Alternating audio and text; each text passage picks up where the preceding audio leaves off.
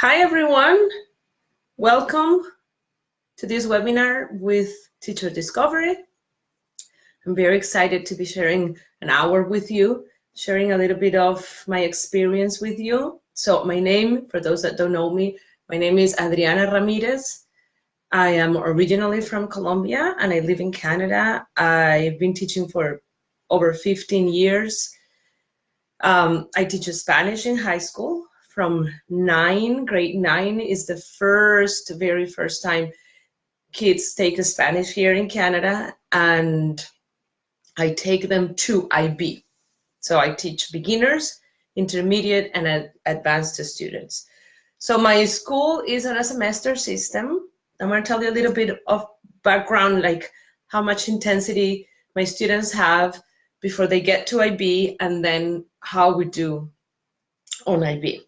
I want to share some things that I do, some of my experience, how I teach IB, and please, questions are welcome.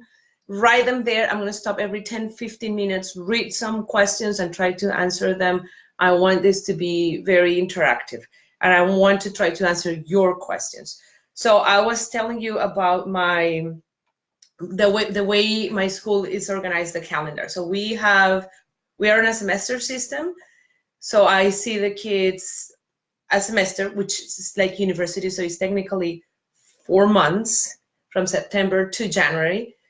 Every single day I see them, and the classes average, it changes every day, but it's like 60-65 minutes per class every day. And then I won't see them until the next year in one of the semesters, either first semester or second semester, and then I won't see them until the following year. So I get them in grade 9, brand new, zero Spanish, like zero Spanish, get them in grade 9, one first or second semester, doesn't matter. Then I get some of them in grade 10, first or second semester. Some of them have a year gap without Spanish, but when you teach with CI, it doesn't matter. And then I get the ones that choose to do IB, I get them again in September, and then IB is going to be a full year every day from September. Well, not a full year because IB exams are in March. No, yes, the oral is in March and the other exams are in May. So it's like I have them IB 11 one semester and IB 12 2 months.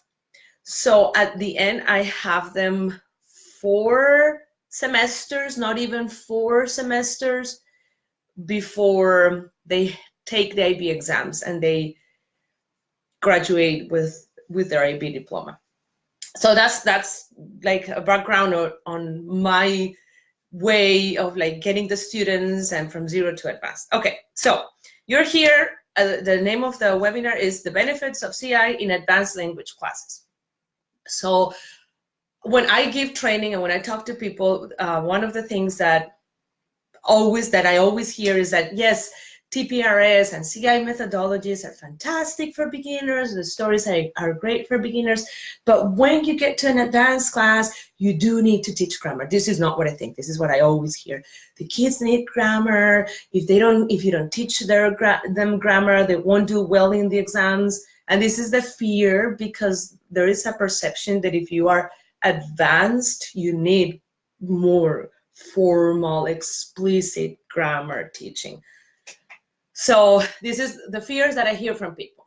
I want to tell you that I've been doing this for so many years, and I teach with CI methodologies, one of them being TPRS, movie talk, picture talk. I'm just giving them comprehensible, communicative, embedded input. That's what I do every single minute of my class.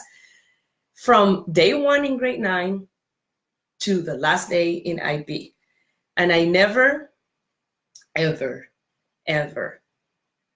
do explicit grammar instruction. Never, ever.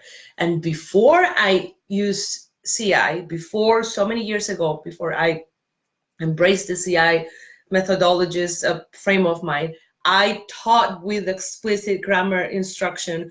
I taught them the subjunctive, like the conjugation, the rule, all of the things that we do when we do explicit grammar. My kids now are way better. My kids now can read, and can write naturally without thinking about grammar. So I have some notes here. I'm going to try to follow them so my ideas are organized.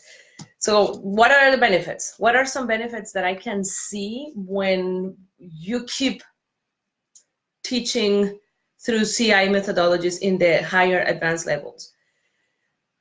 They keep enjoying and loving what they do, which is, it's fundamental for me. I want to do lifelong learners. I want my kids to really fall in love with their Spanish. I want them to graduate with their IB diploma. Really, like, at the end of the day, that doesn't matter to me. I want Spanish to be part of their life forever. I want them to go to university and keep taking Spanish. I want them to travel. I want Spanish to be part of who they are. So I cannot take the joy out of my class. That's an impossible. So I want them to keep enjoying and loving the class.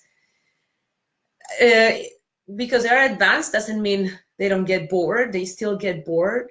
So it's my job not to let that happen. But if I switch to grammar, they will. So I have to keep them engaged. I have to keep them motivated. They have to, this has to be their favorite class. This is the class where we have human interactions, where we discuss, where we learn about life. Okay, so one, like an analogy that I like sharing with people is that when you teach the language, grammar is embedded in the language. Grammar is there. It's not that we're not teaching grammar. Every word that comes out of our mouths, every thing that we say, it's embedded. The grammar is there. So we are teaching grammar. We're just not doing it explicitly, which is the difference. Now, when we teach it there, we'll teach them to see the forest. We teach them to see the forest as a whole. We teach them to enjoy the forest, appreciate the forest, be able to move through the forest. When we do explicit grammar, we are nitpicking about learning the name of every tree in the forest and learning the branches and the leaves and the cycles of this tree and that tree. I don't care about that. I just want them to be able to see the forest, get happy with the forest and embrace the forest. That's what I want. I don't care about the single tree knowledge, which is what we do with the explicit grammar teaching. Sometimes I hear a lot from teachers that, oh, my kids enjoy the grammar. And I was listening to Talking YouTube with BVP last Wednesday. It was season 2, episode 5. If you want to go, and you can always go back and listen to it. Season 2, episode 5. From minute 18 until like minute 30, he gives a really good explanation about, it's all about implicit learning. So I took notes here, but please go and listen to it. So when people say like, oh, my kids enjoy it. I teach some grammar in the advanced levels and my kids enjoy it. Some people say this to me. And I can say 2 things. First, when they say enjoy it, what I would say is that when you explain the grammar and you give a practice worksheet or a practice exercise, finishing it gives you like a satisfaction for accomplishment. So I believe that is what they enjoy. They finished an exercise, but we have to be aware that that doesn't translate into language acquisition, which is at the end what we want. And this is what I always thought. But then BVP said last Wednesday, please go and listen to this program. It was really good. He says, it is when you learn something, and I'm paraphrasing the notes that I took from his show. It is when you learn something without awareness that this becomes implicit knowledge. And we want language to become implicit knowledge. Language cannot be learned about.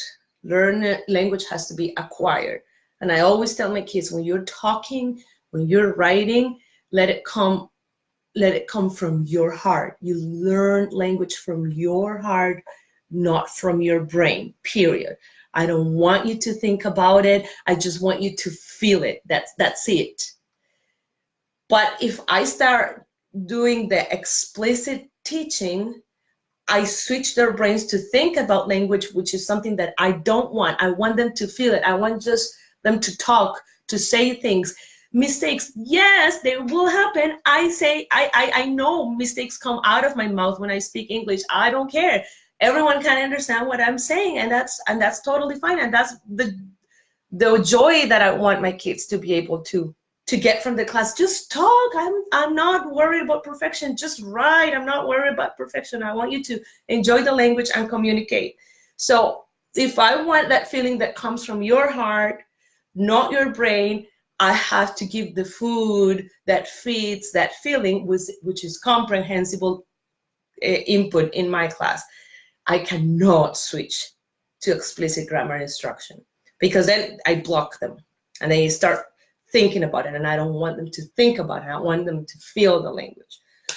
So that is one of the things that I really, really loved from BVP. And as a native Spanish speaker, and we're all native speakers of our mother tongue, we like grammar. I'm trying to think back with my school years. Like grammar came in high school, but high school is like how many years after you've had schooling? 10 years? I don't know, so many years when grammar came. But I don't remember, but I'm too old now, so I might have forgotten. I don't remember like teachers explaining us the subjunctive. Never. But we just use it. We feel it. We know how to use it. We know when to use it. I don't remember teachers giving us worksheets to practice the grammar. When we talked about grammar, it was more in Spanish class when we were working on writing better, like better writers, writing essays, writing articles in Spanish. So we were working on transition words, expressing how you say this better, more elegant, prettier, those kind of things. But we never had the grammar classes that our kids have in the traditional language classes. So why are we doing that to them? And one example that I always tell everyone is about my husband. My husband and I were both from Colombia, native Spanish speakers. And some years ago, when I started like switching my brain into a CI mode, I asked him, do you know that we have two past tenses in Spanish? And like we had all our schooling in Colombia, Spanish, university in Colombia. So like we are Spanish. So I asked him, do you know we have two past tenses in Spanish? And he was like, we do?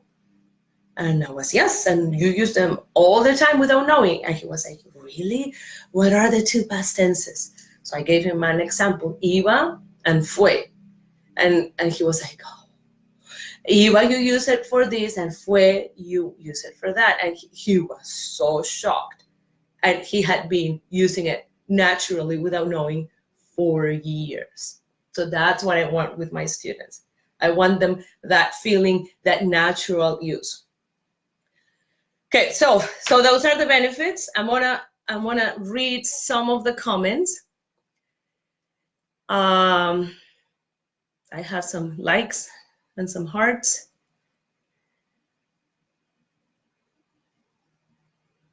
Oh, thank you. Love the forest analogy. I love it too. I think it helps me showing people how we need them to see the forest, not the trees. Okay, grades, and yes, please, someone is saying check out Talking L2. It's just fantastic. I love BVP. So how about grades? I want to talk specifically about advanced classes and IB, which is what I teach. So the IB exams, and I'm pretty sure AP is like that because I've talked to a lot of AP teachers as well. The IB exams are not grammar focused, which is fantastic. It's like, you know language or you don't know. The more Spanish you know, the better you'll do in the exam, period, which is like beautiful. You need to know how to talk, you need to know how to write, and you need to know how to read and listen. That's it. So the more Spanish, the better. I don't care, or they don't care, which is lovely. If they know the grammar, the name, the rule, the conjugation, not just can you use it. And of course, the more sophisticated your Spanish, well, the more chances you will get a higher grade. But how do you get sophisticated otherwise if it's not with comprehensible input? So we have 4 sections in the exam. We have the oral, we have the writing part, the reading, and the listening. So the oral, it's so simple. Well, simple if your students have gone through CI. If they haven't, it's just the most stressful thing ever. My students can do their IB oral. It's just a joke for them. You give them 2 pictures.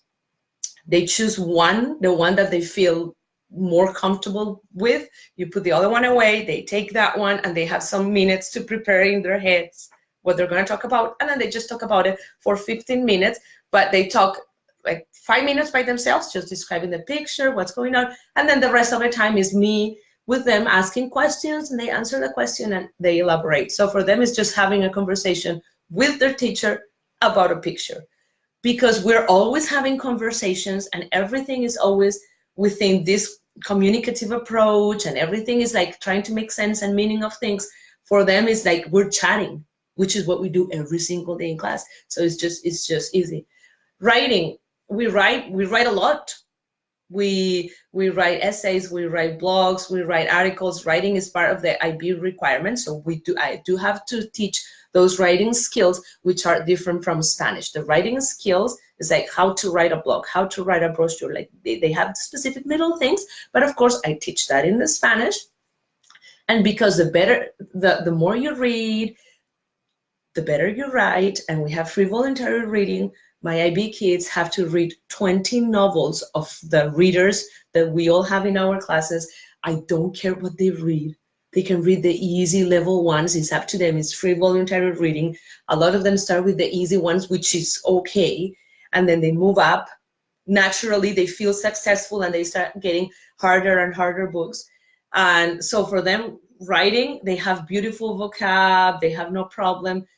The more you read, the better you write. The more you read, the better you read. So the reading comprehension, they know they won't understand every single word in the text that they get in the exam, but they have enough skills to decode the new stuff.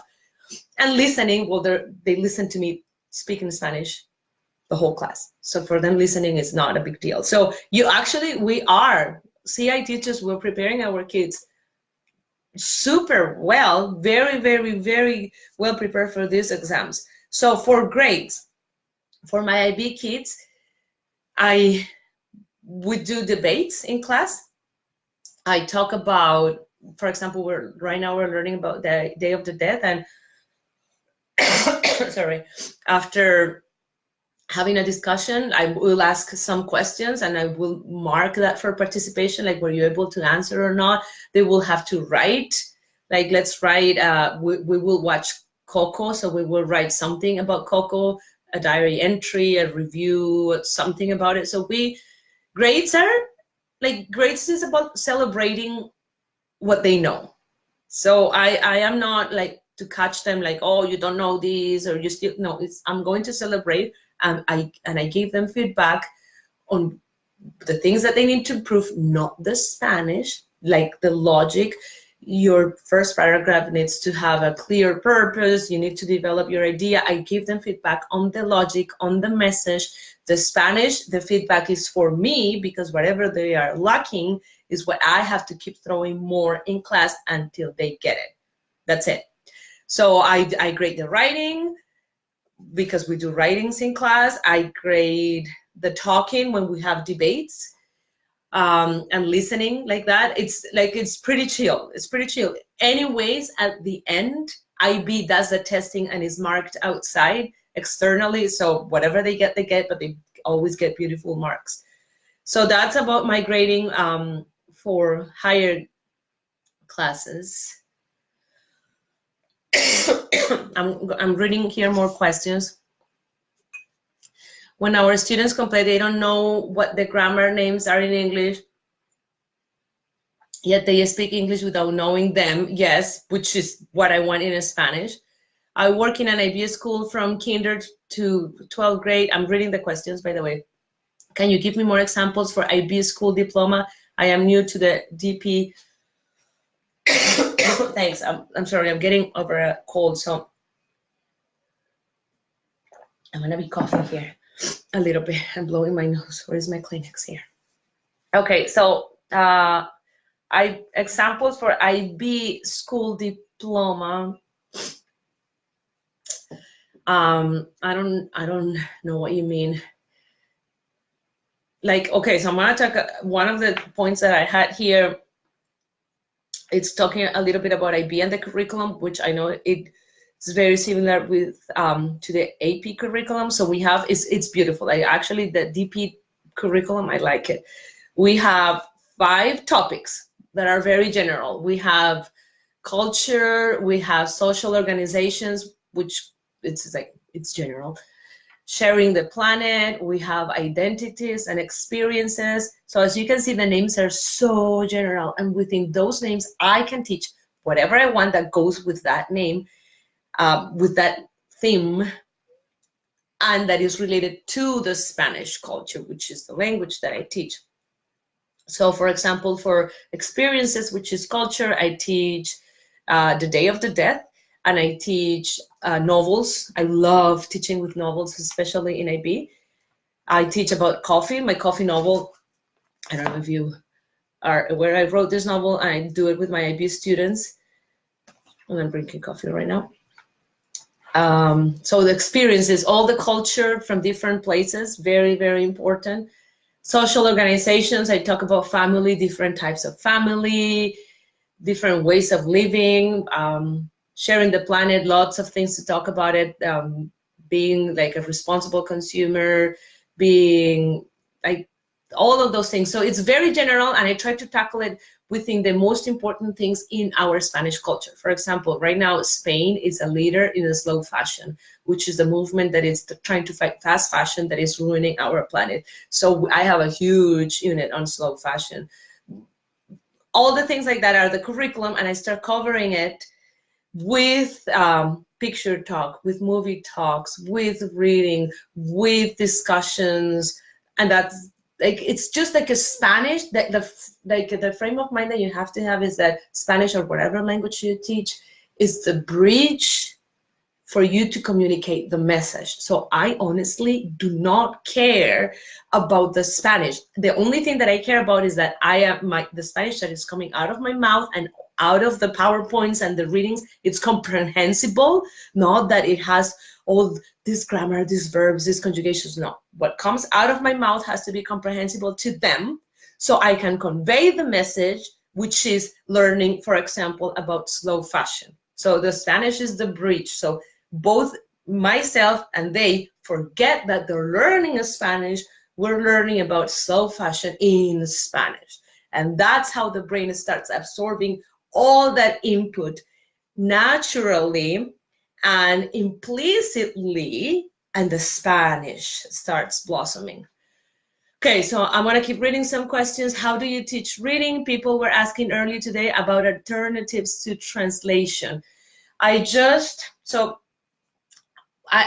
prepare PowerPoints with the topic, like, so paragraphs or sentences. For example, now we're doing the Day of the Death, so I have some little paragraphs like what he said, what are the main things that are around it, what are the symbolisms for the altars and the offerings.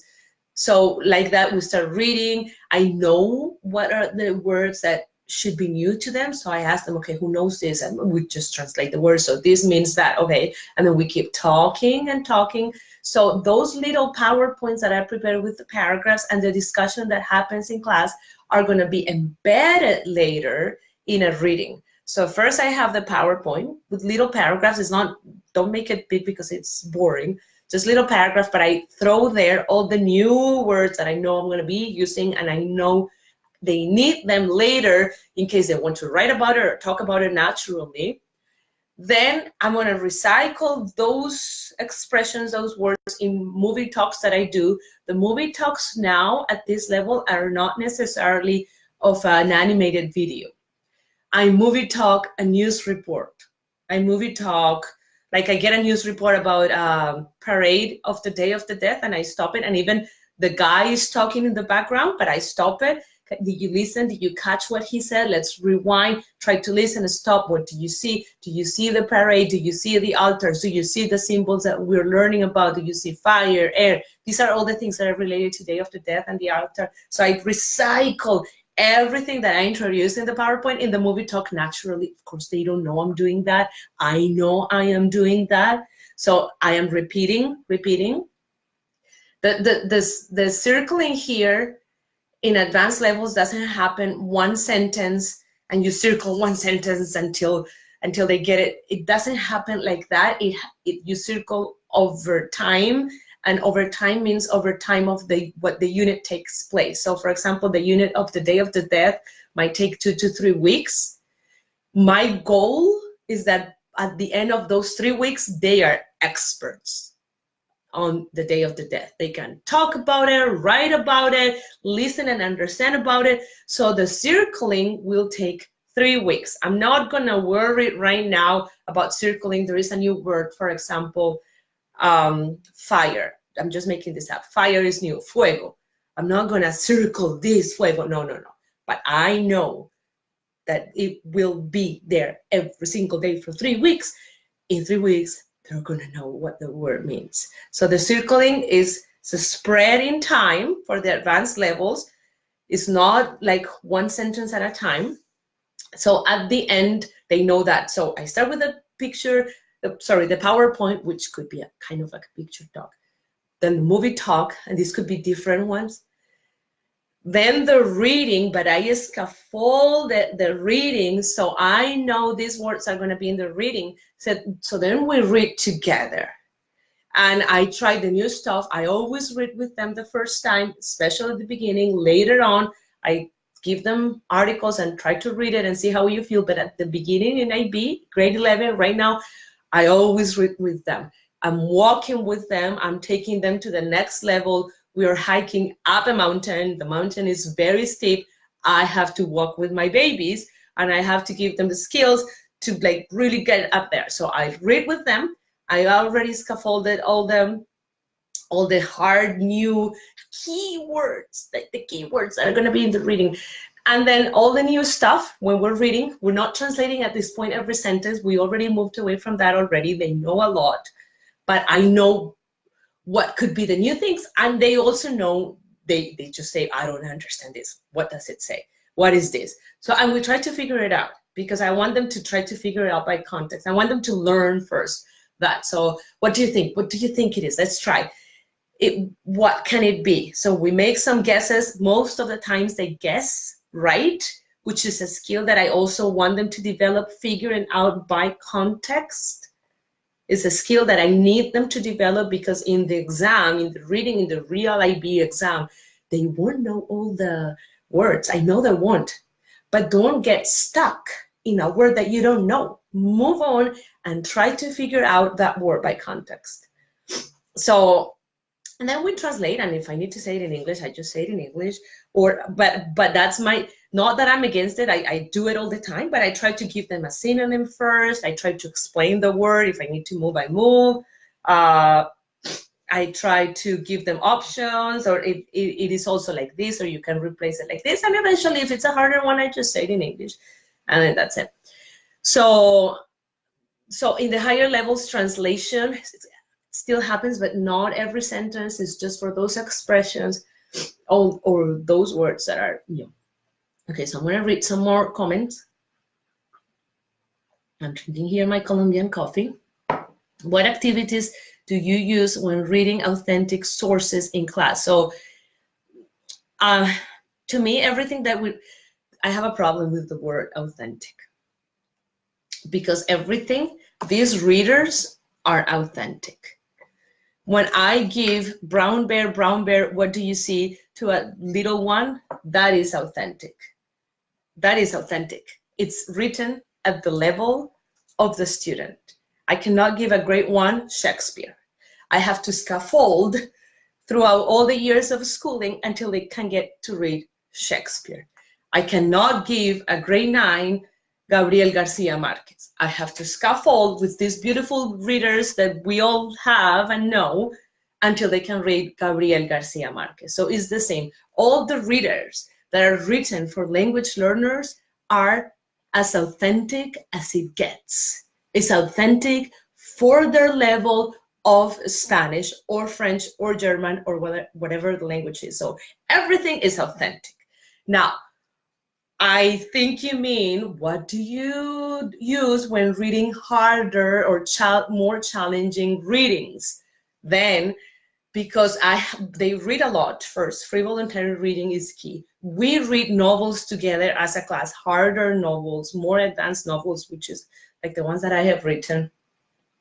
And I have a scaffolded, so when we finish the Day of the Death towards the last week I take 3 weeks doing that unit. Towards the last week, I give them harder readings, meaning like I took them from the internet or a blog, readings that are more complicated, more advanced. I have scaffolded all the key vocab, all the key expressions, so they can read that and feel successful. And that's what I do. So it's always when I'm doing like slow fashion, I have a unit on slow fashion. I start scaffolding it since my first PowerPoint. I write my little paragraphs with the keywords that I start introducing naturally within the questions and the discussion, PQ, the movie talk of the videos that I need to talk. So at the end, I always throw them those harder, more challenging readings, but they feel successful because they know all the key vocab to understand what they're talking about. So that's how I do it. And the words that they don't know, well, now they have the ability to figure them out. How do you include, I want to read more questions, but I want to have some coffee first.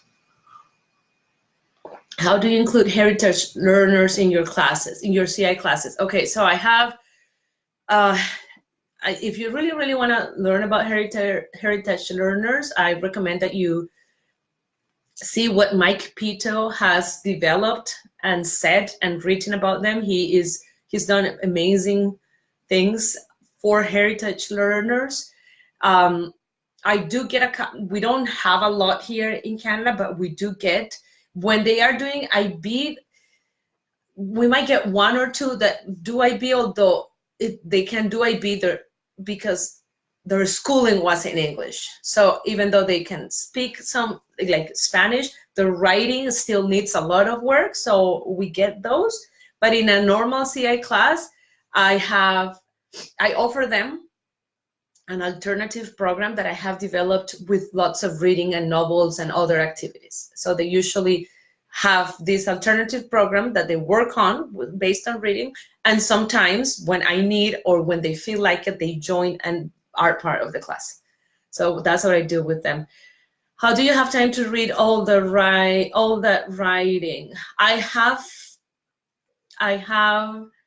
They write once a week, and in class, like the task. So when they are writing, I'm reading what they were writing. And sometimes I can't, during that time, I have time to go over most of the class, and then the other ones I just finished after school. But I try, for my own mental health, I try to keep it under control. So they write once a week, and while they are writing, I am reading the writing from the previous week, and it kind of works. Of course, sometimes I have to put extra more time, but that's okay. Okay, I'm gonna read more questions. How do you correct overgeneralizations? For example, when students are using fue for everything, do you just continue to do more CI, or do you point out the mistake? How do you do it? How do you deal with internalized mistakes? Okay, so I'm talking about the advanced classes here to answer this question. So when I am marking the writing, I take notes on my own pad. I take notes of all those general, I hate the word mistake, it's because they don't exist, but I take notes of the things that they are not they have not acquired yet, and it's like a general thing for everyone. So I take my notes there.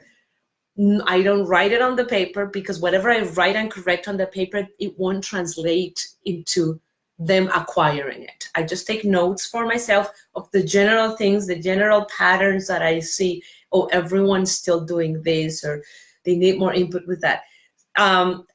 Sometimes when it's something like, for example, my kids are using subjunctive now, and they get the logic of the subjunctive. That is something in the future that you don't have any possibility like of knowing if it's going to happen or not. It's like a hope, it's a wish. So some of them, and it always happens, every time they write if in Spanish, sí, they get like, oh, this is a possibility. So they say sí, and then they use subjunctive. They know they have used sí since grade 9. Sí vienes, sí comes. But then when they understand the logic of subjunctive, because I tell them, okay, chicos, there is a verb tense in Spanish. Of course, I say this in Spanish, that is called subjunctive. I only say the name, that's it. That it means like hopes and wishes for the future. We believe, I mean, it's part of the language, the culture, that the future is up to, not to us, could be to God, to the universe, whatever beliefs you have, but it's not up to us. So we just wish and hope for that to happen. So that's only grammar explanation that I give them. It's just like the logic of the verb. I do not conjugate, I do not give them rules. I just explain. For example, when you say, I wish that you have a good weekend, que tengas un buen fin de semana, is my wish for you. But at the end of the day, it's not up to me, it's not up to you, it's up to like all the forces of the universe. So that's kind of the only explanation that I give. So they kind of get it. And then they start using sí with subjunctive. And it always happens. Like it's because they get the logic. So then I go back to the class and I explain everything in Spanish. And I just say sí if one activates subjunctive. Every time you're going to use sí, don't use subjunctive because it doesn't activate it. You don't need it. That's it. That's what I do. So that's what I do with those overgeneralizations. I don't think it's an internalized mistake. They're just playing with the language, and their brains are still making the connections that they need to make to acquire that. So I just give them feedback on that, like don't use it in Spanish. Okay, so I'm gonna keep reading questions. These questions are so good. How do you transition from stories to other text types? Okay, so the first, I love this question. For IB, the first, so I see them a full year. So the first month, I still do my TPRS stories with all the advanced structures. I do all the subjunctive, all the future, all of those advanced structures. I use them in my stories. It's my way of warming up, is my way of reviewing, because I get kids that were not with me, that come from other schools, and their level, because they didn't acquire language with CI, their level is very different. So it's my way of trying to level them up a little bit, being like 150% comprehensible with the stories. So I just we start reading stories. We're reading a lot of stories, and then I always transition, because I planned it like that, from the stories to Day of the Death, which is kind of like a story, and then it moves. I just change it, and stories, and then now we're gonna read this and that, and later, and it just changes like naturally. The Day of the Death helps me because it's like a story, but nothing, like you don't have to do anything special, or at least I don't think you have to do anything special. I'm going to keep reading questions. I teach Spanish 4-5, and while my kids can explain their ideas well, their ability to be accurate and control various tenses is all over the place. I don't teach explicit grammar, but I don't know what I should be doing differently so they can wave through various tenses more naturally. Do you have any suggestions? Read like crazy. Read at home, free voluntary reading. The class, probably you already do it 100% comprehensible. Novels, teach with novels, and then that's it. And then there is something, and BBP says this all the time, there is something in every learner's brain that you cannot control. Some of them will just get those verb tenses and start using them easily and fast. Some of them will take more time. So these kids that are not moving fluently between tenses, that's okay. They just need more time. They just need more input, and that's their brain, and that's okay. As long as you keep feeding their brains, their linguistic brains, then that's fine. It's okay. As long, what matters is like, can they communicate a message? Can you understand them? And can you have a conversation with them? Doesn't matter if they're not using the right tense. It really doesn't matter, because each one is in a different learning path, and you cannot compare one to the other one. So I would say just keep doing what you're doing, give them time, make sure you feed them with the right food for language acquisition, and then that's it. What's the slow fashion and fast fashion? Oh, okay. So for IB, with global issues and sharing the planet, we talk about what are the things that are destroying our planet, and what can we do to help our planet be a better place, be more ecological, more green. So fast fashion is the fashion that it has you buying clothes, cheap on sale clothes, but are not good quality. So we're constantly buying and buying and buying, and there are like Black Friday sales, like Christmas sales here, sales there, buy 3 for the price of 1, but you buy very cheap, and that has a big cost for the planet. Water, labor, it's huge. So there is a big new idea movement in Spain. Is one of the leaders, slow fashion, trying to compensate that. So I have a unit on that, because Spain is huge in slow fashion, and because I teach Spanish, it goes directly with our culture and the language. How do you find pictures and videos for pictures and movie talk? If I Day of the Death, Google Images, Day of the Death, and then I start like going through the things that I think I like and will be useful. Slow fashion or fast fashion, Google Images. Google Images is like my thing, and I just type the topic thing that I need, and I just get them from there.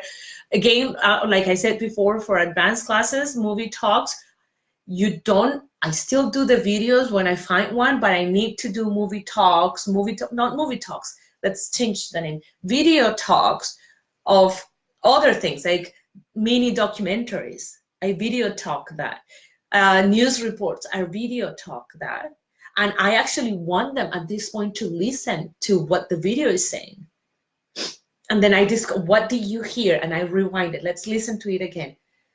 What do you hear? And then I have a discussion there. Do you hear this? What did he say? He was talking about this. He was talking about that. So it's pausing the video. I want them to not just listen to my accent and my Spanish. I want them to listen to an Argentinian Spanish and Spaniard Spanish. Like, that's why I want them to listen to that, and faster speakers. Okay. Another question. I have very quiet students. It's hard for me to make them talk.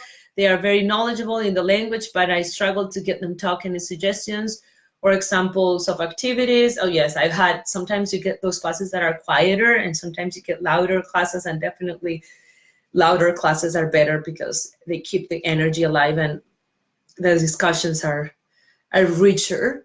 Well, this is advanced classes at this point. Like I'm like, we need the discussions, we need the debates. It's not just me talking. At this point, they have not enough Spanish to talk back to me and to answer to my questions and to generate discussions. So first I talked to them and I said, well, it's not a one-side conversation. We need to talk here. I try to make it personal. I try to make this topic personal. So for example, Day of the Death, this class that I have this year, it's like they talk and talk, which I love. Last year was super quiet. So what I did to have them talking is that, okay, so Day of the Death, this is for Mexico, my Chinese students. How do you celebrate? I want to know, how do you celebrate the death in your culture? Is there a way to celebrate, remember, honor the death? I want to know. Okay, can you please tell us? So I would try to make it personal, but kind of like make them talk a little bit. But they are, I know, like you said, they're very knowledgeable, and I know they can talk. They just tend to be quiet.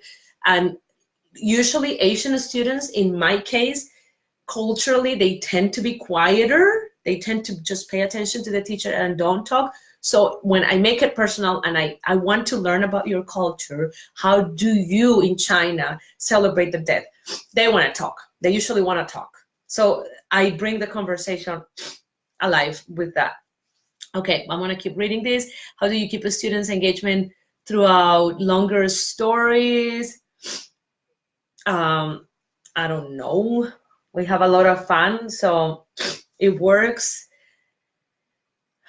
Yes, okay, so Karen Rowan here is like giving some of the names of my books. So for my IB classes, I wrote these ones specifically for IB or AP, El Camino del Café. I read it just right before the end of the course, perfect for the exams, for the writing, lots of culture, lots of subjunctive, lots of advanced levels.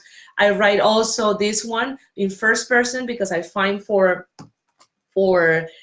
this level, it's a lot of third person, all the articles, all the blogs and everything. So I needed more like an advanced first person book. So I wrote this one. It's good for experiences and culture. I also wrote this one, and I also wrote this one. So we always do these novels as a class. Very cultural, so they're learning tons of culture. So when they have to talk or write or read, they are super ready with the culture and advanced vocab.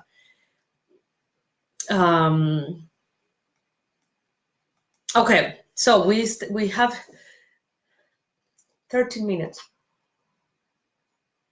That's not a lot of time. So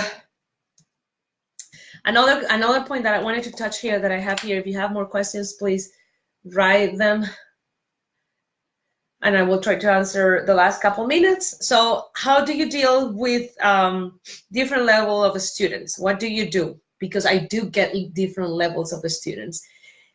And how do you make or help them work their way up? So one thing, there are two different levels of students that I can classify. One is the ones that, like VVP says, there is an internal mechanism in our language brains that we have no control of. So those that have been with me in grade 9 and 10 and still need more time, that's like different levels, the ones that you breathe and they learn, and the ones that you need to repeat, that's normal. So that's one, but I know I have given them the ingredients for their brains to do the cooking, the slow cooking. So I'm not worried about those at all. I know it will come out when their brains have cooked language. So I'm not worried about those. Now, in my IB class, I get students from other schools that never learned Spanish through CI. Those I am always worried about because they know grammar, they know conjugation, but they cannot talk, they cannot read, they cannot write, literally. So they come and they see my students and they're like, we're chatting in Spanish. My classes are 100% in Spanish. My students are writing. I tell them, okay, let's write a story or let's write this. And all these other kids are like, what is happening here? So I talk to them. I always talk to them. So I tell them, okay, so this is a whole different experience. You're going to feel uncomfortable at the beginning. You're going to feel frustrated. I need you to deal with frustration a little bit. I'm not going to ask you questions. I'm going to leave you alone, in the sense I'm going to respect your adapting time, your cooking time. I'm going to respect your brain's time to figure out what's going on in my class. I'm looking at them all the time. I need to know you're paying attention to me, and you have to be looking at me all the time. Now, my first month that I do TPRS and the stories, I do it on purpose, and I go slow, even though it's advanced, and I have my past tense, and I point at the words and the questions, and I go back to the pointing at all the posters that I have in my class, and I do just for these kids. lots of reading. I ask them, you have to read this story. We're reading this story in class. You have to read them at home 2 or 3 times. These kids, I can count on, they will do this because they chose to be in IB and they need to learn Spanish. So I know they will do it. When you choose a book from free voluntary reading, please read it 2 or 3 times, because like BBP says, he said it in an episode from last year, I believe, and this was beautiful when he said this. I was like, yes, it makes sense. So the first time you read something, anything, your brain is trying to make sense of the story behind, trying to make sense of the message behind. That's natural. Your brain does that. You're trying to read this, your brain is paying attention to the story or the message that is trying to tell you. The second time that you read it, when you reread, then your brain naturally starts paying attention to all those aspects of the language. So that's why in my class we read and reread. And those kids that come from other schools with very, very low level of Spanish, I ask them to read and reread and reread. And I tell them, like, you do this part, I promise you will go ahead. Like, I will promise you will learn. It's impossible not to learn. I have been very lucky. I get kids that they understand their frustration. I am always checking on them, but they understand that they trust me. They do the reading, rereading, and rereading. I do my stories for them. I give them time. And these kids that at the beginning were like so low, they get 5, 6, and 7s in their IB exams. So it is possible, and you can help them catch up. They have to do way more extra work than the other ones, but the way more extra work is just reading more. That's it. Read more. So this kid reads a book one time because they just might, like a kid that was with me in grade 9 and 10, they just read a book for pleasure. They close it, good. They don't need to read. I mean, they always would benefit from rereading, but they can just read. These kids have to read, reread, and reread.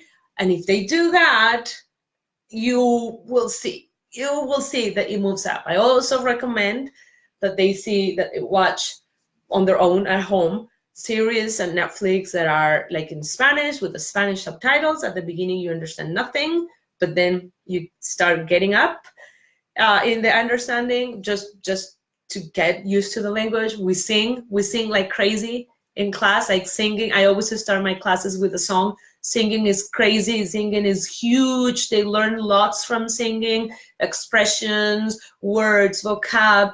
And the thing is that I make them fall in love with my music. So without me saying, because the songs that I choose are contemporary, are the songs that we actually are listening on the radio, Spanish people, they fall in love so much that they start, without me saying, listening to Spanish music at home. So their parents tell me, oh, that like we're driving, we're going somewhere, we can always listen. We can only listen to Spanish music because they don't let us put in the car any other music, or they're always doing their homework with the Spanish music. So I'm like putting the input there with them at home. They're listening, and they come and tell me, oh, I heard this new song from Shakira or J Balvin. So they're looking for more input by themselves. When you give them the tools, they will do it. Okay, so I'm going to read some more questions here. I need resources for my students that don't speak Spanish, and I am teaching them Spanish. Well, there are a lot of resources. If you're teaching with CI, I have published a full curriculum to teach with the stories. You can find it on my website, Adriana Ramirez CI, and then you'll find it there, or you can go on Amazon. And there's another question. Los puedo poner, can I have them reading? But it would have to be directed only for read and not comprehension. But now we're talking about beginners here. Yes, I mean, like I would do a different thing for beginners. And I was like just sharing my experience with advanced students. So before we have 6 minutes. So from BVP.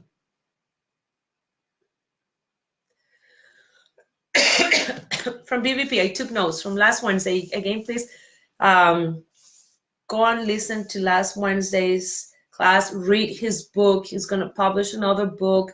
Eric Herman published another book about research that BVP is really happy about. I will buy it for sure. So from last Wednesday, he said, and I want to finish with this. So for language teachers, so the title of his talk was, "It's all about implicit learning." It's all about implicit learning. So for language teachers, there are two takeaways, and this is from what he said. When it comes to acquisition and to communicate, learners do the bulk of the work implicitly. They don't do it explicitly, no matter what you do. This is very important. No matter how much grammar you teach explicitly, no matter how many worksheets they fill out, when it's time to communicate, they will use their implicit knowledge. And the explicit knowledge in language does not translate into explicit knowledge. And then he says, number two, explicit learning and practice do very little to affect that implicit system. And after I listened to that, I had my own reflection about it, and I wrote this, and this is like my analogy to understand what he's saying. I love exercising. I go to the gym, I run, everything. So what he's saying is like, there is a part in the brain for languages. We are a different kind of people. We language teachers, we're not math teachers, we're not science teachers, we're not social teachers, we're language teachers. They try to put us in the same box as the other kind of subjects, but we're not. We're different. So when people say, but you're on the spot all the time, yes, like I am the one who's giving them the comprehensible input. Who else is gonna do it? So it's me, but it's us, so we're different. So I'm related to grammar and implicit knowledge and CI, that it's the way to go. Of course, it's the only way our head acquires languages. It's like, I want to get muscles. I want to get really muscled up. And so I see, from the explicit grammar point of view, I'm just gonna go on YouTube and watch videos about how to build muscles. I'm gonna go and read how fibers in the muscles work. I'm gonna see the bicep curls and all the exercises that you have to do to build muscles, and I will watch and watch and watch videos. I will probably read some about it, but that won't translate into me building up muscle. The only way that will help me building up muscle is going to the gym and working my muscle. So the explicit knowledge of getting like muscle fiber and building up won't translate into me actually getting the muscles that I want. So it's the same with languages. The explicit grammar knowledge that you give them won't translate into them learning, acquiring, and speaking the language. The only way is them being embedded in a communicative situation with you, with the teacher. It could be reading or you talking to them. So this is my last analogy for you to take with you. They don't need explicit grammar in advanced levels. They don't need it. It won't translate into better scores in their exams. It won't translate into better language or more acquisition. What they need is more language, more novels. Do the reading, read with them, and like make them feel the culture, engage them in topics that they are very passionate about it.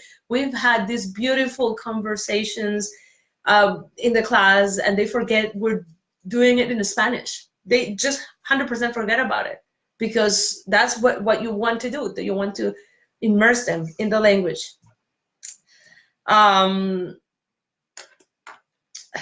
I think that's it. I think I have a minute left. I'm just gonna go How do you present songs, YouTube videos, lyric videos? Okay, I don't have a time to answer that one. Thank you. What is BVP? BVP, Build Van Patten, BVP. Okay, so that's it. So there's just one question that I think I couldn't answer because it would take me like 30 more minutes to do it. Okay, so that's it for now and for today. Thank you for sharing this hour with me. I hope I was able to give you some tips, some ideas, some insights that I have found, learned, built throughout my years of teaching advanced students. And thank you for your time. And I have great advanced novels. If you want to see them, you can find them on Amazon. Thank you. Bye.